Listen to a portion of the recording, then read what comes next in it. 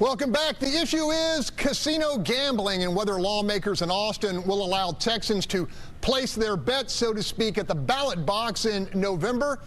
Stephen, that hobby poll number is pretty impressive, with 3 out of 4 Texans giving the green light to Alvarado's measure. Did you find her pitch persuasive? I think it is, and I'll use a betting term, edge, which means coming into this, I think the lawmakers who are pushing for this already have an edge. There's a public appetite for it, of course, and you can look and see that some lawmakers are also being willing to listen to this. And the question is letting it go to the voters. If it goes to the voters, of course, the polling shows that it will likely pass. This isn't your grandfather's Texas legislature, because it's 2023. Now, some of those grandfathers are still the ones that are making the laws, but they are more tolerant. So we'll have to wait and see, but I think there's an edge. There's a public appetite for it. Even though Texas has a bunch of extra money, why not have more money? And so I think this is something that could pass. All right, Rudy, Republicans in the Texas leadership, particularly Lieutenant Governor Dan Patrick, have had no problem ignoring super majorities of public opinion in the past. Marijuana legalization and abortion ban exceptions, just to name 2. Will casino gambling ultimately run into the same conservative brick wall?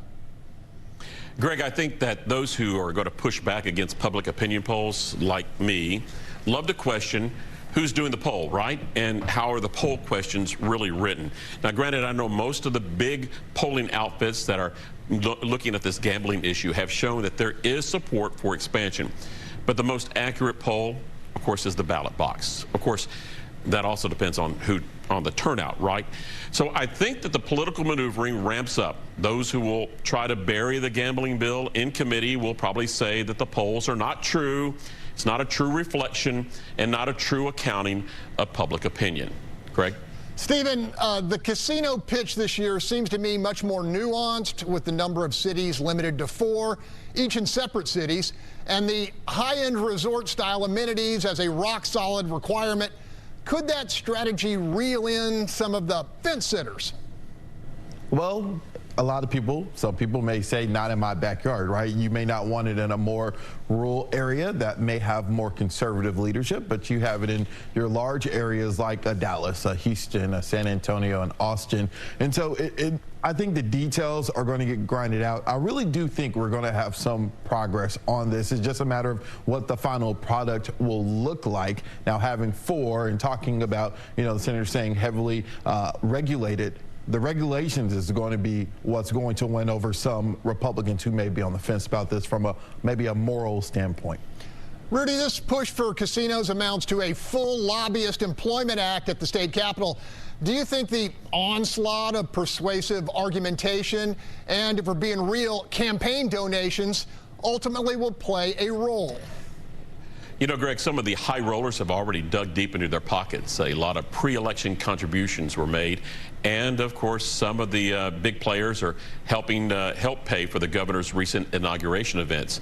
I think the wild card lobbyists and all this will be from those who represent areas left out of Alvarado's big 4 destinations. Places like Corpus, South Padre, Horseshoe Bay, just west of Austin, Texarkana, Beaumont, El Paso, and even little old Wichita Falls. They could want to get dealed into this thing, and things could get dicey, which is why that was my word. Stephen, real quick here, one argument made to lawmakers I've heard is pretty simple and goes, you may not support gambling personally, but shouldn't that be a decision each Texan makes for themselves at the ballot box? Right. Quickly, at the end of the day, it depends on what type of lawmaker you are. Some lawmakers say, I'm representing the people who elected me to office, and others, you want to be a reflection of the community that you represent. So, in short, why not just let voters decide? Hey, everybody, it's early February. Thumbs up or thumbs down by the end of the session for casino gambling? My horseshoe says even money, but it could go bad. Okay, we're going to leave it there. To see this interview and others, go to our Fox Station's YouTube pages. And keep the conversation going by interacting with us on our social media pages. Next week after the Super Bowl, we bring back former Governor Rick Perry. He's another player, and that's betting on this year's legislature expanding gambling. But his issue, destination, is on online betting. See you then, and don't forget to let us know what you think the issue is.